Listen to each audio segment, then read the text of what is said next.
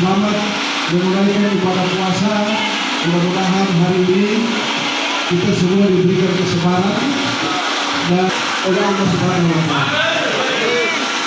Adik-adik yang saya hormati dan saya banggakan, para ketua BEM, Universitas Indrapuri, kawan-kawan anggota, tempatkan hari ini saya sebagai pimpinan DPR wakil ketua bersama dua rekan untuk menerima adik-adik sekalian para acara nasional hari ini yang digelar dalam pertemuan lembaga yang digelar secara seluruh Indonesia. Pak Kapolres dan Pak Polisi yang saya banggakan, TNI yang saya banggakan, Satpol yang saya banggakan. Hari ini kita sudah menerima tuntutan BMC Indrapuri, ada 5 tuntutan. Sebagai pimpinan lembaga saya tegaskan bahwa tuntutan ini dalam waktu dekat kami akan menggelar rapat koordinasi membicarakan terkait dengan tuntutan adik-adik sekalian. Karena perjuangan adik-adik dari kapasitas sampai kapan? Sampai menang. Kami juga akan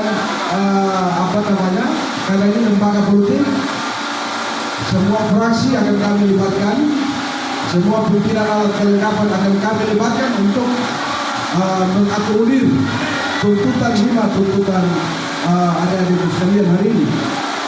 Yang pertama terkait dengan penolakan pemilu.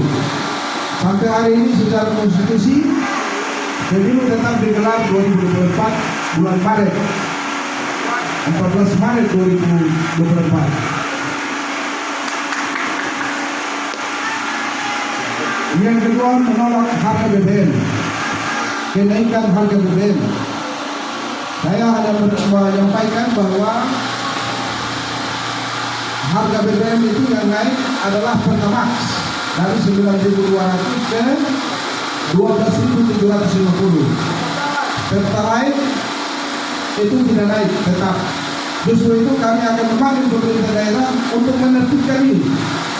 Para penjual-penjual yang tidak memiliki izin, para penjual yang tidak memiliki lisensi dari Pertamina, ini kewenangannya harus pemerintah daerah tegas untuk menekan harga BBM.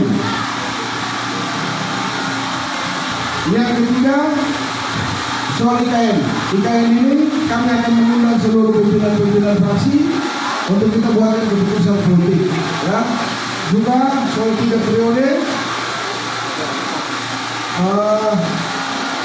jadwal pilpres secara konstitusi itu tidak sampai hari ini belum ada amandemen, belum ada perubahan. Karena kalau itu mau digeser berarti harus ada amandemen yang berubah. Ya, kira-kira kita pahami bersama. Dan poin kelima ini adalah politis. Yang lembaga ini sebagai pimpinan lembaga kami akan mengundang sekali lagi pimpinan fraksi dan pimpinan alat kelengkapan membicarakan. Saya kira itu beberapa hal. Terima kasih sudah nonton. Jangan lupa like, subscribe, dan share ya.